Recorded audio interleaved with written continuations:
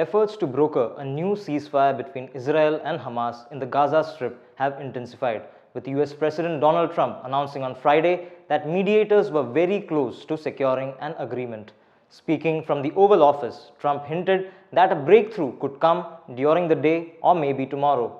The proposed agreement, currently under discussion by Israel, Hamas, and mediating countries including Qatar and Egypt, is built around a draft statement by Trump himself.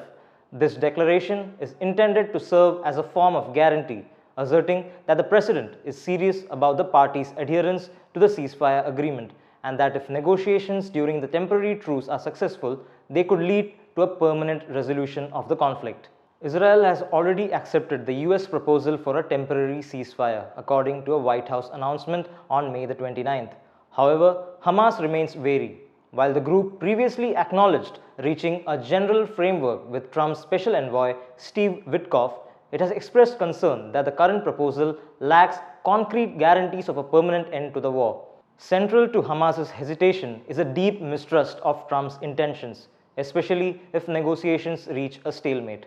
Qatar, which has long served as an intermediary in the conflict, is applying pressure on Hamas to agree.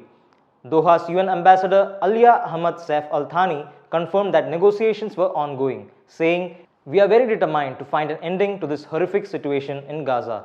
The draft proposal offers a 60-day ceasefire. In return for the release of 10 living Israeli hostages and the bodies of 18 others, Israel would release 125 Palestinian prisoners serving life sentences, 1,111 Gazans detained since October 7, 2023, and the bodies of 180 dead Palestinians.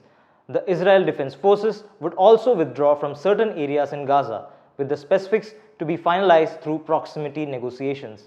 Hamas has said it is studying the proposal with all national responsibility, even as it voiced disappointment. Bassem Naim, a senior Hamas official, said the deal does not respond to any of our people's demands, foremost among which is stopping the war and famine. The group is currently consulting with other Palestinian factions, including Palestinian Islamic Jihad, to formulate a collective response. Meanwhile, pressure is mounting on all sides. Israeli PM Benjamin Netanyahu has yet to bring the proposal before his cabinet for approval. While he reportedly told hostage families that he principally accepts the deal, he has also reiterated that he will not end the war without eliminating Hamas. This stance has drawn criticism from right-wing ministers and some families who believe the time is ripe to intensify pressure on Hamas rather than negotiate. Israel Defense Minister Israel Katz took a hard line yesterday, declaring the Hamas murderers will now be forced to choose, accept the terms of the Witkoff deal for the release of the hostages or be annihilated. Though the talks represent the most serious effort in months to end nearly 20 months of war, they come amid worsening conditions for civilians in Gaza. Aid has trickled in only after Israel partially lifted a 2-month blockade, and the United Nations has warned that the entire population is at the risk of famine. UN humanitarian agency spokesperson Jens Lark described Gaza yesterday as the hungriest place on earth. The desperation has sparked violence and lawlessness. Armed individuals recently looted large quantities of food and medical aid meant for malnourished children from a UN warehouse. Humanitarian groups have warned that without urgent relief, the security situation could further deteriorate. On the ground, airstrikes have continued.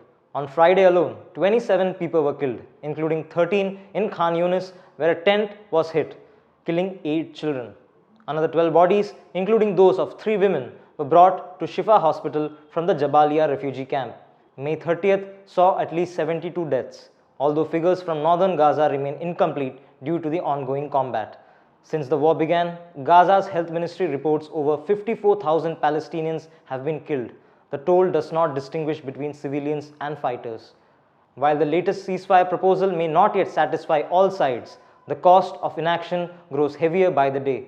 As one UN official speaking anonymously from Rafah said, "We are not negotiating with time. We are negotiating against death."